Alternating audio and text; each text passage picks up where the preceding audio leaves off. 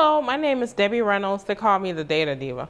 Today I want to talk about data privacy and hyper data collection. The website, The Conversation, had an article really interesting about this term. I think they came up with it, called hyper data collection. So hyper data collection is the collection of data from multiple data points and being able to fuse in some way, or maybe have a certain company that will take those data points and be able to analyze them together.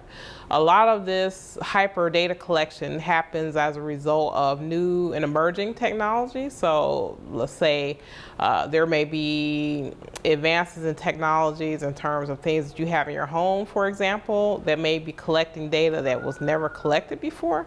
So think about like your smart thermostat or your smart vacuum cleaner or refrigerator, those things being able to generate and collect data about you.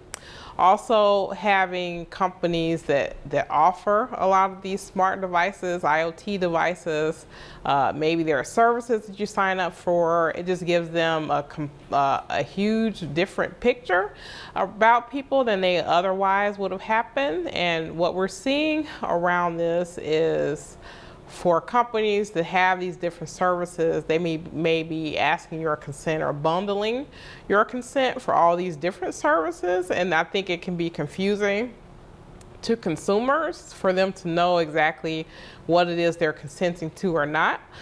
Some of these bundled consents don't allow people the granularity to be able to consent to some things and not others.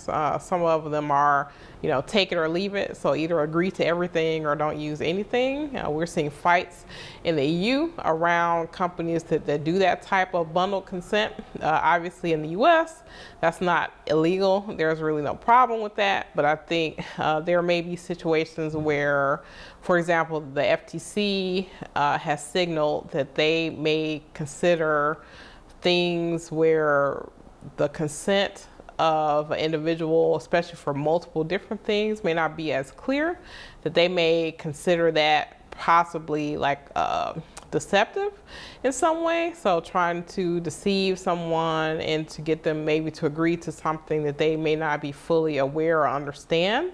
That definitely may be an issue that may be in the tea leaves. I think we're going to be watching very closely, especially as we see the FTC put out memos and blog posts about the types of sort of new things that are happening in technology that they feel that they can use older laws to be able to fight or to be able to challenge for organizations. So I think looking at companies that do these hyper collections, there's probably not a lot of them. A lot of the bigger players, especially bigger players that offer multiple services where there are maybe multiple data points or multiple data collections that are happening from different maybe devices and different things.